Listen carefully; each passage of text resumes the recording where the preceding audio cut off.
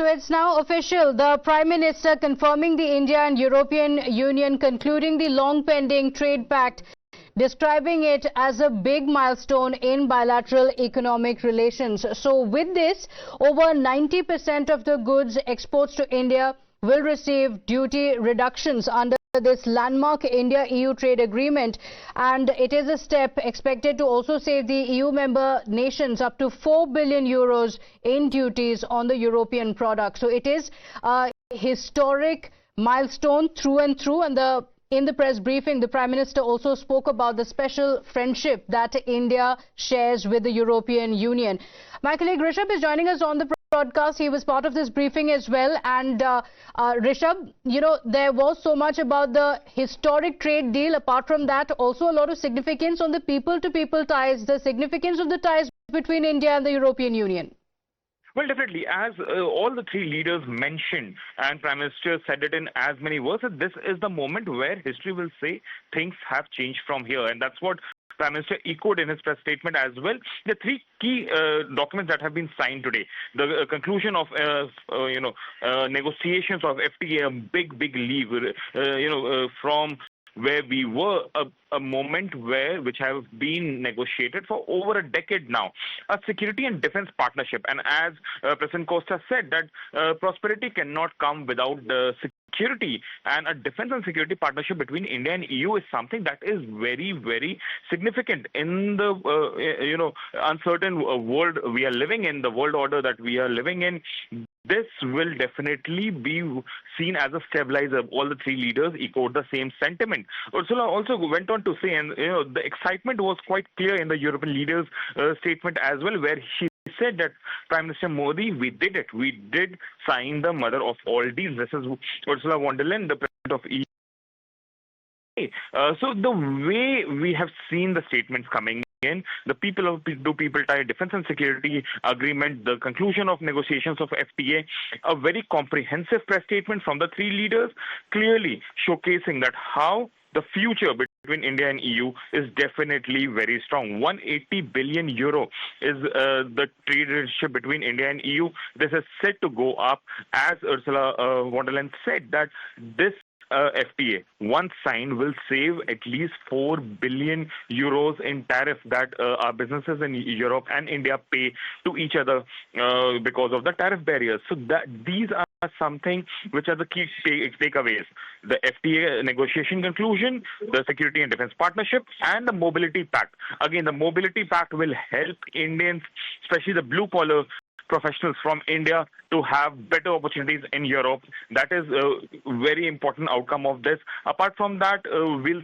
see more comprehensive partnership on security and defense. That is something that India has been eyeing for, and this is a win-win situation for both. While India will get a market open where the fundings might come in for India's counter-insurgency, counter-terrorism efforts, Europe will get a trusted partner in India against piracy and the maritime security. Ashwini, please stay on with us. We have Colonel Arison Singh, who's an author, joining us on the broadcast as well. Good afternoon. Thank you for speaking with us here on Times Now. Amidst the turmoil in the world that we are witnessing, what do you make of this big trade deal, the mother of all deals that India has signed with EU? Prime Minister Narendra Modi himself said that it's the largest FTA that India has signed, and the European Commission chief was also equally happy about the prospects of this free trade agreement, and how she also said that we have done it, we have signed the mother of all deals. You're asking me? Yes. Look, this just indicates the economic heft that India has acquired globally, and with your 4.3 trillion economy, something which nobody can disregard. We showed our technical prowess, in all fields, including Operation Sindoor. Both strategically and economically, India is something which is being counted upon by everybody, including the Russians, the European Union, and Trump. Trump's latest remarks, trying to reach out to India, saying that, we enjoy a great deal of bonhomie, being, Right. two largest democracies in the world. So it is not that the European, this is, I'm sure everybody is aware that this India-EU trade deal was something, being discussed from 2007. Right. But it has now fructified, and in between, the European Union was, if I may use the word, very, very enamored by China. But now, they are because of the compulsions of geopolitics, that as it prevails today, they have been compelled. They have been compelled to reach out to India. And it just shows, we as Indians should take pride in the fact that, how much you matter today in the, in the global scheme of things. It does not only mean trade deal, madam. It also implies, the shift in the supply chain in future. Absolutely. And if I may say, I mean, to those young people who might be watching your television channel, that they have a very bright future ahead. Okay. A very bright future ahead.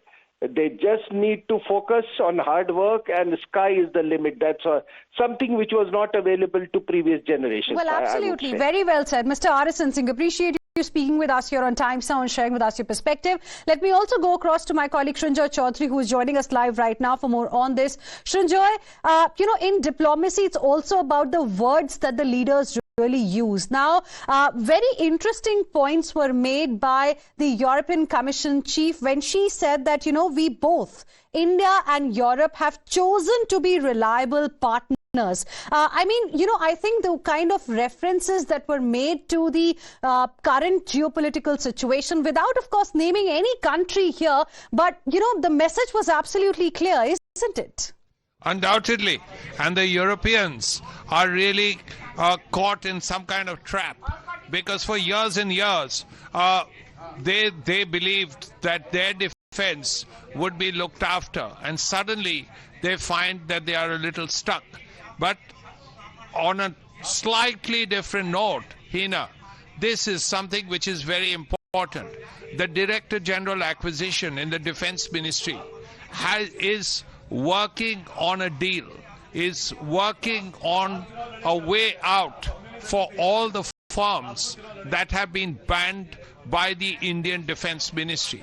Now, this is going to be some overarching project that is coming up. This report includes a firm that has been banned and that could play a very major role in India, in making India in the defense sector. Now that the India-EU deal is done, this is Rheinmetall, which is a German firm. Now, if all these firms, Leonardo, an Italian firm, that the ban on that has already been lifted.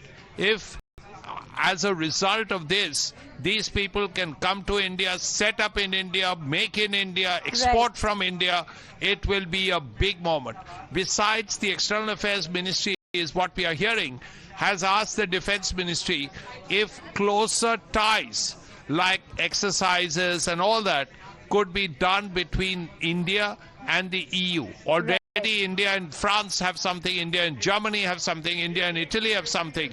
But if it's with the EU, it's a step forward. Well, absolutely. And also, this free trade agreement that India has signed today, the biggest so far, it took about 2 odd decades. Let's also talk a little bit for our viewers, Srinjoy, about the sectors that are going to benefit and how. And I want to begin by asking you about what was mentioned towards the end, which was a framework for mobility for people. How is that really going to work? As Ms. Ursula also mentioned that, a legal cell, a legal gateway office is going to be set up here in India. Could you just shed more light on people-to-people movement that we are talking about?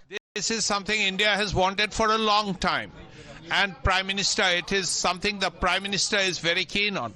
The idea is, and he took this idea out of what's happened in West Asia over decades. We have 8-9 million Indians living in West Asia. and they just went on their own, and they've done so well, most of them. The point is, if something can be done in other parts of India, in world, including in Europe, where population levels are falling.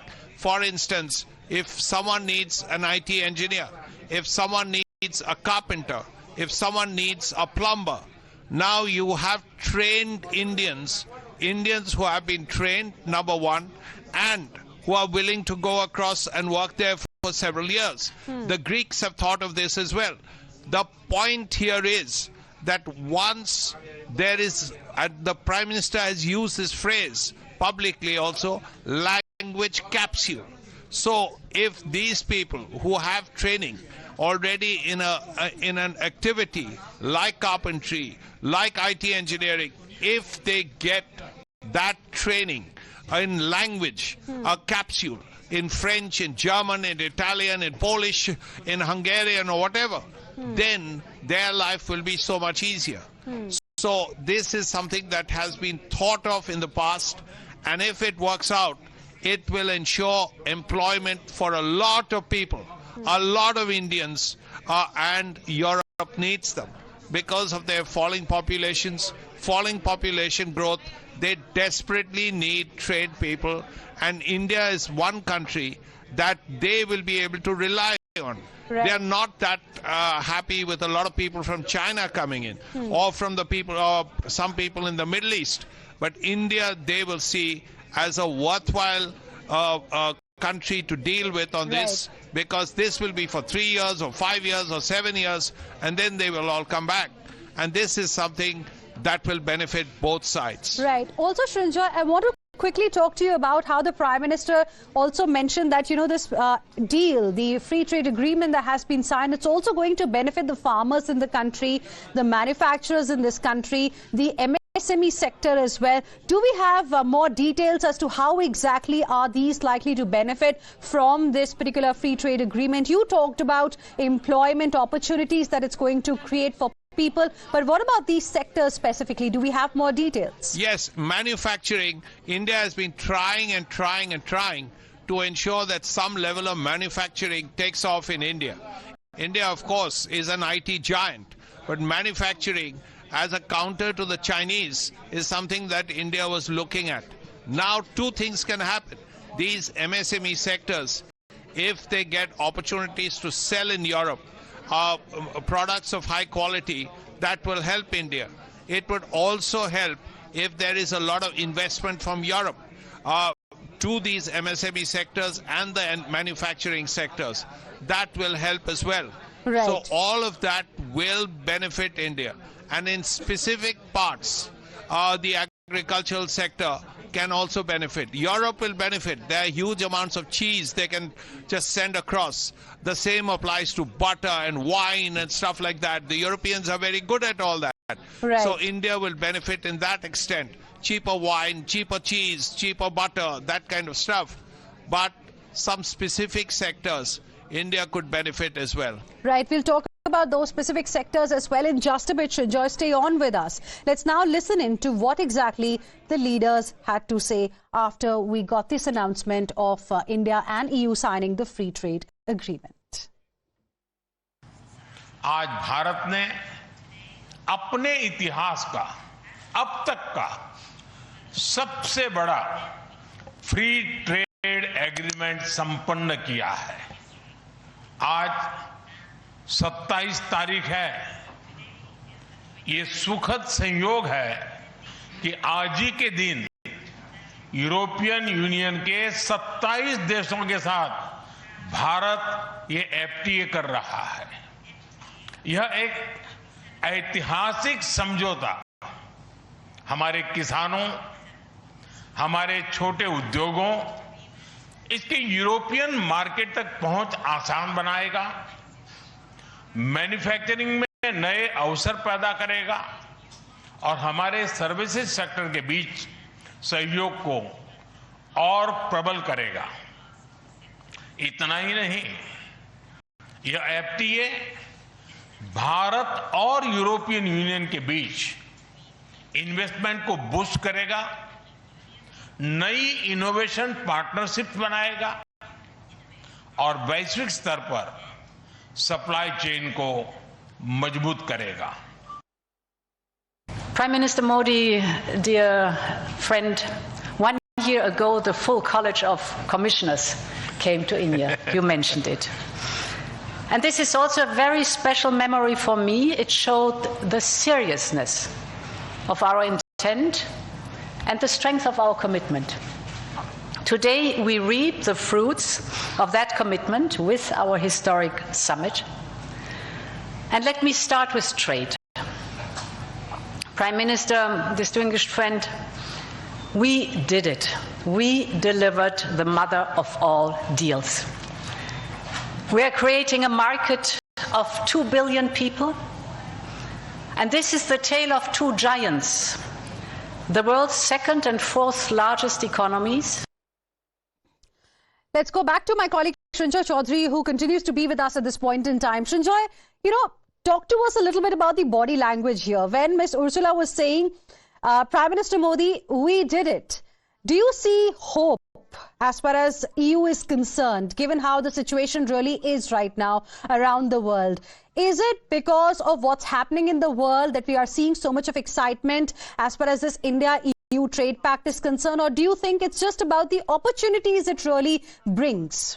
More than hope, I saw relief that it's finally done. We've been talking about it for 20 years.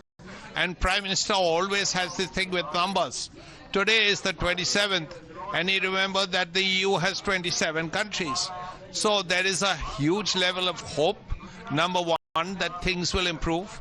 That maybe this alone will give a couple of percentages on the GDPs of EU and certainly India. So that is a great benefit. If there is more trade, it will benefit India to a huge extent. So that's one, of course. Also, along with hope, it's a matter of trust.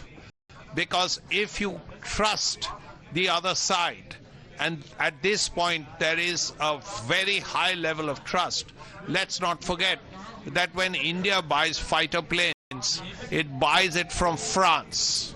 There has to be a reason for that, right? So if there is a high level of trust, then naturally both sides can breathe easy. They don't have to look over their shoulders and say, why? We don't want to be let down by the other side. So this is a very positive move. It should have happened earlier. I remember Jaishankar, the External Affairs Minister, saying, let's get it done, let's get it done. And it's taken a while, but now that it's done, then everyone can breathe easy. But of course, we have to work out the deal itself, and the exact numbers, the exact points, the exact positions, all of that has to be sorted out. But if the overarching thing is done, then you know that there will be a way. Right. Srinjoy, stay on with us. Another soundbite that we would like to play for our viewers of what the Prime Minister had said earlier. आज global order में बड़ी उथल-पुथल है। ऐसे में भारत और European union की साझेदारी अंतर्राष्ट्रीय सिस्टम में स्थिरता को मजबूती देगी।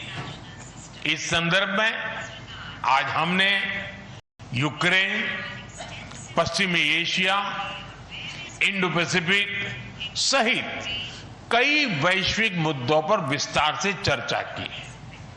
मल्टीलेटरलिज्म और इंटरनेशनल नॉर्म्स का सम्मान हमारी साझी प्राथमिकता है। हम एकमत है कि आज के चैलेंजेस का समाधान करने के लिए ग्लोबल इंस्टीट्यूशंस का रिफॉर्म अनिवार्य है। And with this, we will slip into a very, very short break. We are coming back with lots more. Stay with us.